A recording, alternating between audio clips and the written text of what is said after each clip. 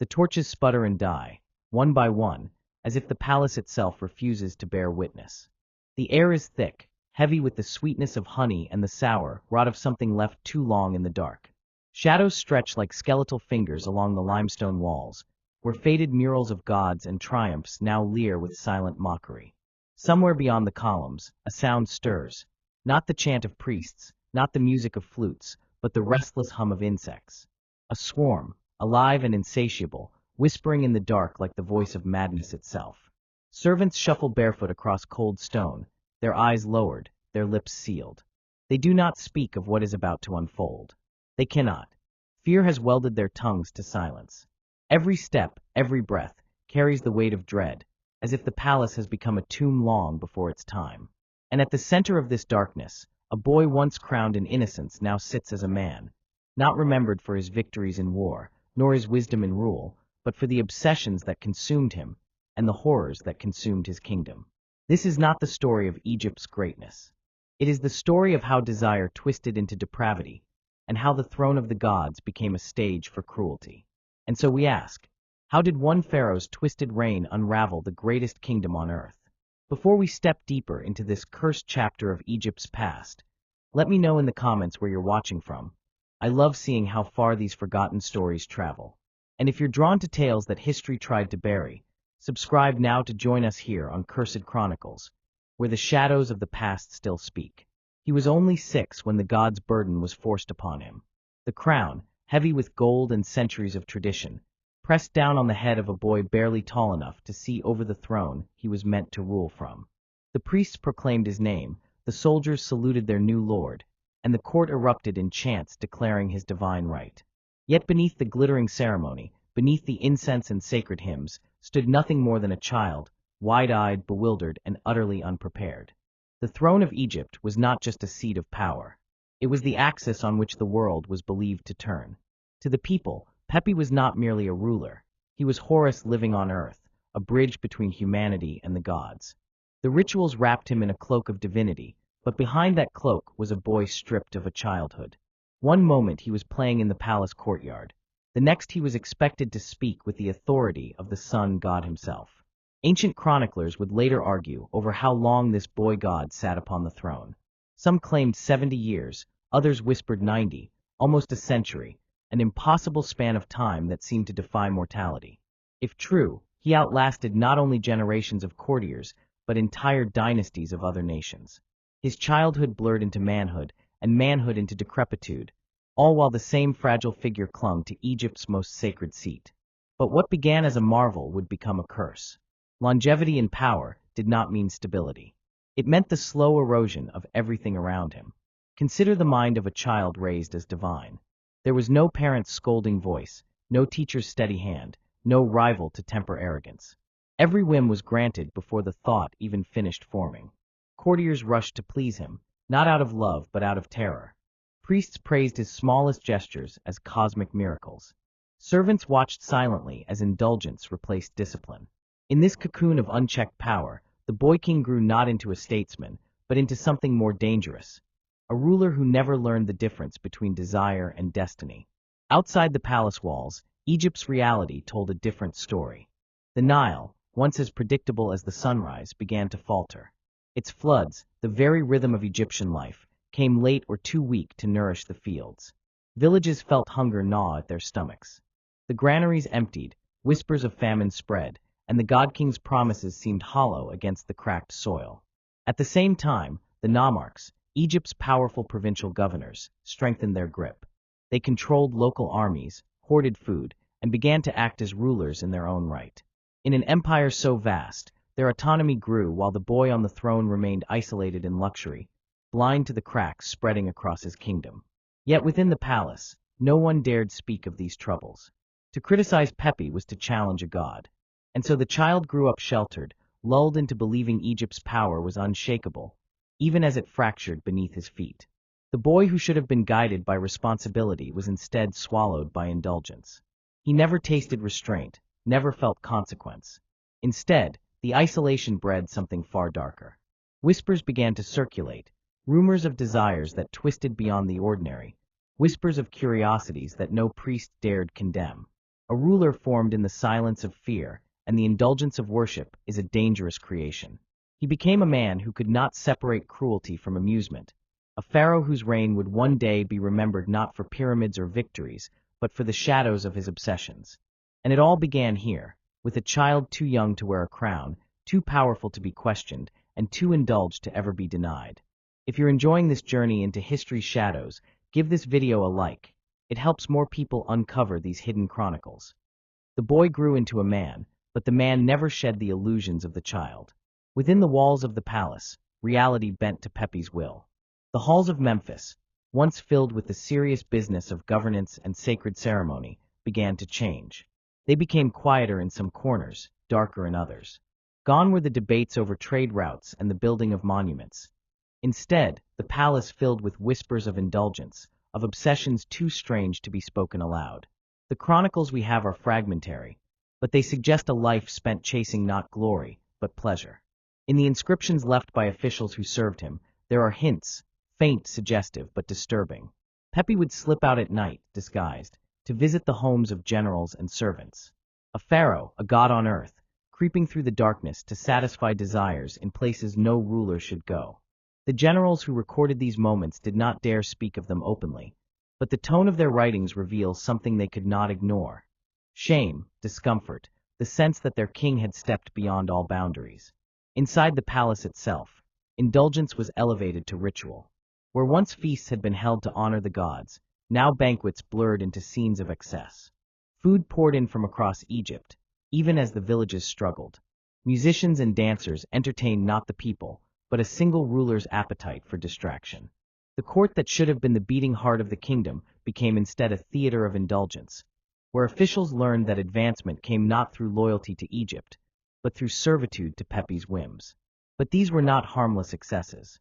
Power is shaped by example, and the example Pepi set was one of corruption. Priests who should have kept the temples sacred learned to flatter his desires.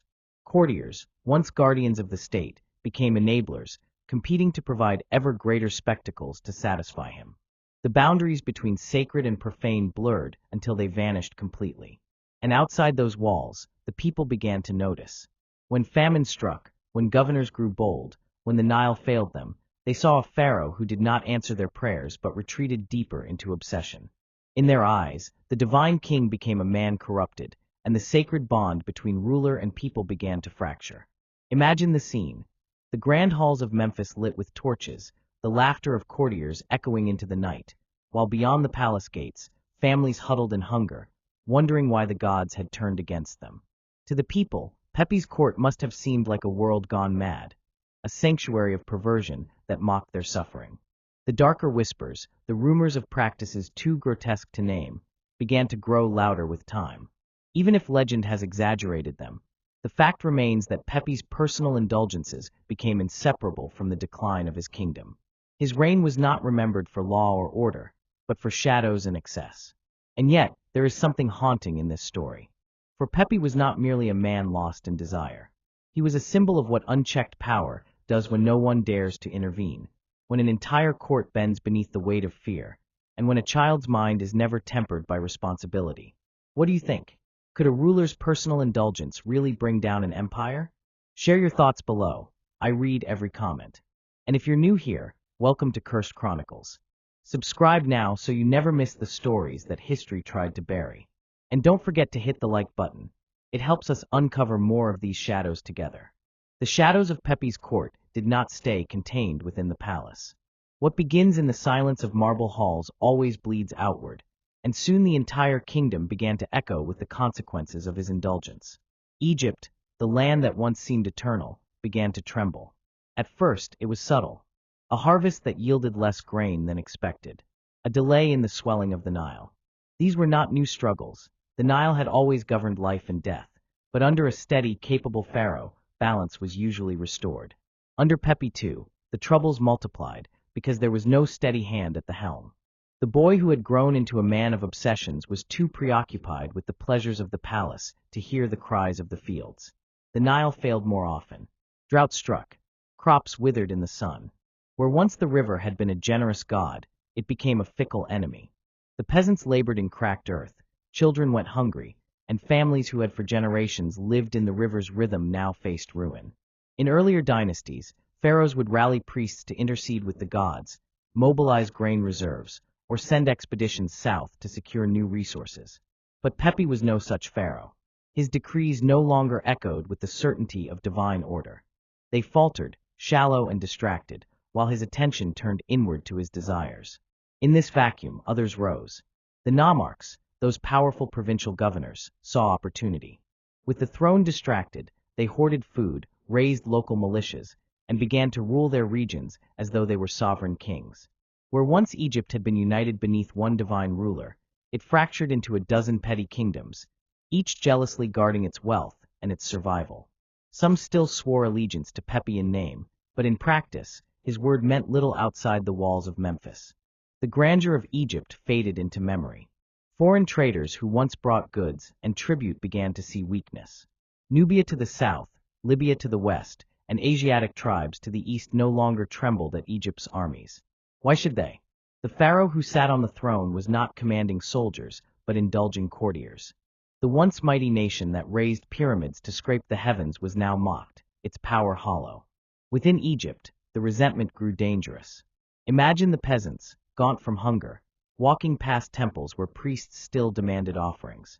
Imagine them gazing toward Memphis, where banquets were held while their children starved. Rumors of the pharaoh's excess spread like wildfire, whispered in marketplaces, carried down the river on the tongues of boatmen. And though the people still feared the divine, fear was slowly giving way to anger. It is here that Pepi's reign shifts from decadence into tragedy.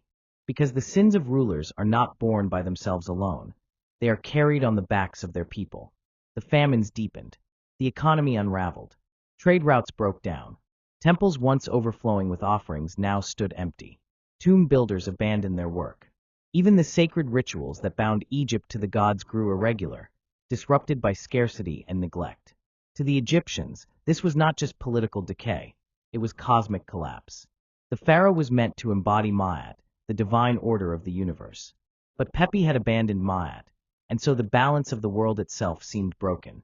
The empire that had stood as the greatest power on earth was hollowing out before their eyes. Not with a sudden blow, but with a slow, corrosive unraveling.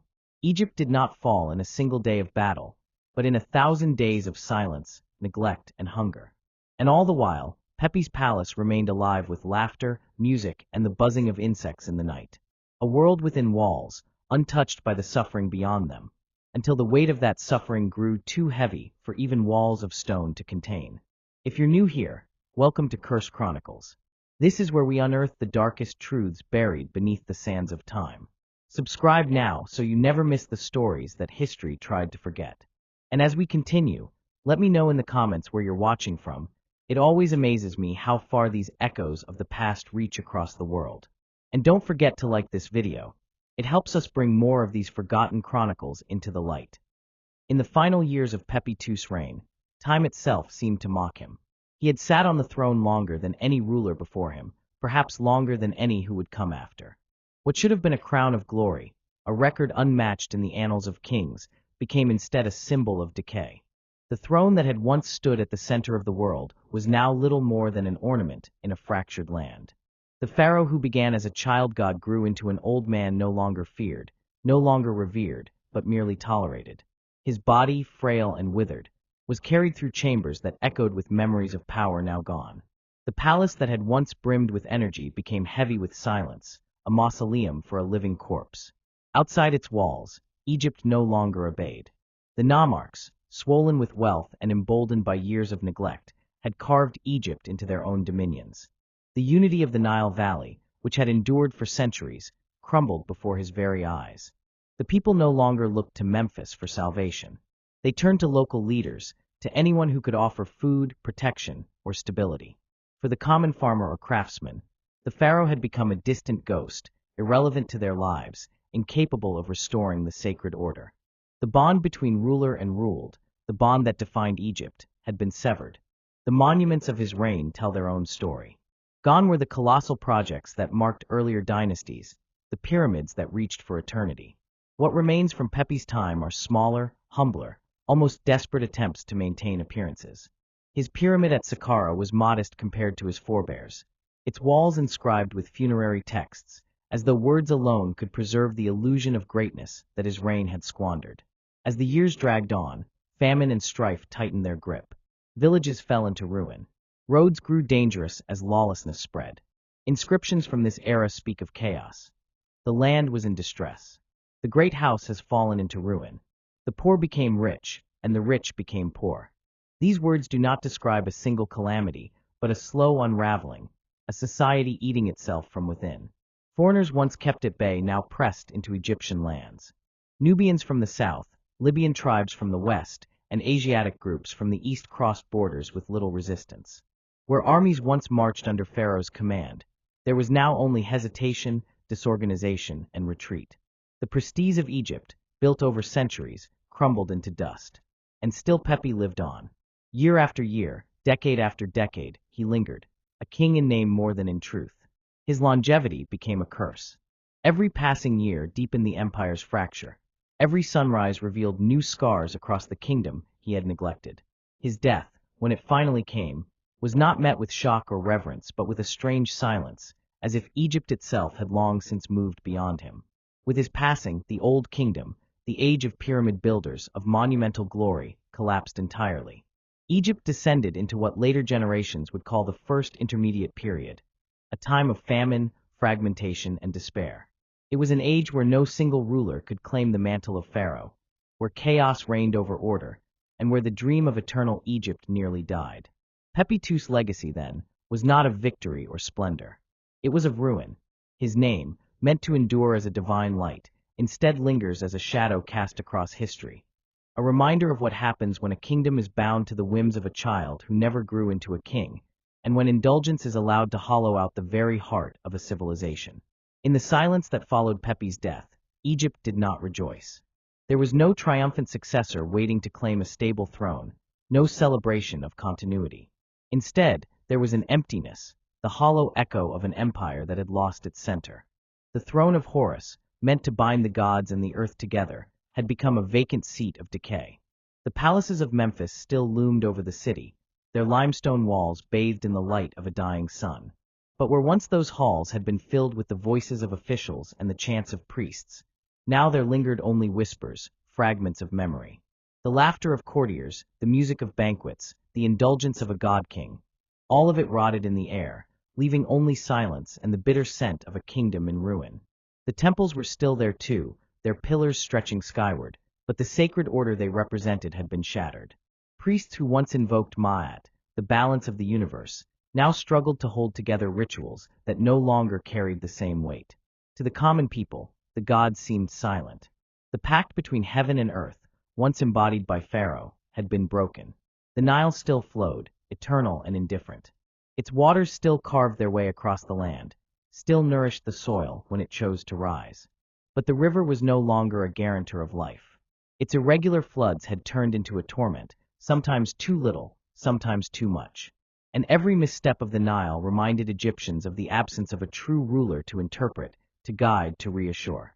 Pepi's reign had lasted longer than anyone could remember. An entire generation was born, grew old, and died beneath his shadow.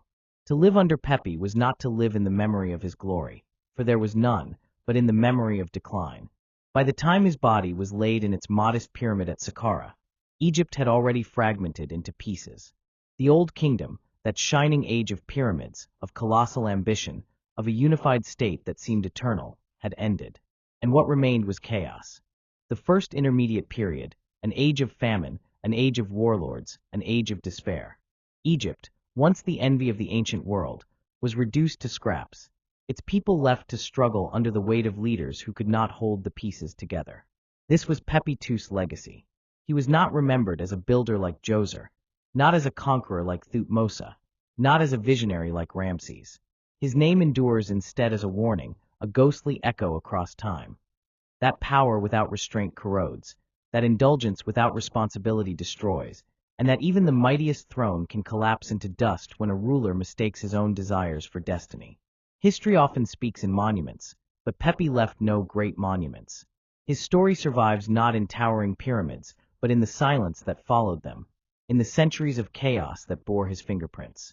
He is the pharaoh who reigned the longest, and yet achieved the least. A man who lived nearly 100 years, and yet whose memory is defined not by triumph, but by ruin. Look beyond Egypt, and you see his story repeated. In Rome, emperors bathed in decadence while barbarians approached the gates. In Babylon, kings neglected their people while enemies grew strong. In every age, there is a Pepi, a ruler who confuses his throne for a playground, his power for a shield, and his people for an afterthought. And in every age, there is the same ending: collapse, silence, the ruins of once great civilizations. Perhaps that is why Pepi's tale endures. It is not merely a story of Egypt, it is a story of us all. A mirror held up to humanity's darkest tendencies, a reminder that the seeds of destruction are always sown in the soil of arrogance, indulgence, and neglect. And so Pepi II lingers, not as a hero, not as a tyrant even, but as something more haunting, a warning carved into the bones of history. A whisper carried by the Nile, a shadow that drifts across the broken halls of Memphis, a lesson that even the gods, when clothed in flesh, can rot upon their thrones. If this journey into the darkness of Egypt's past has left its mark on you, don't let the story end here. Subscribe to Cursed Chronicles and walk with us deeper into history's forgotten corridors.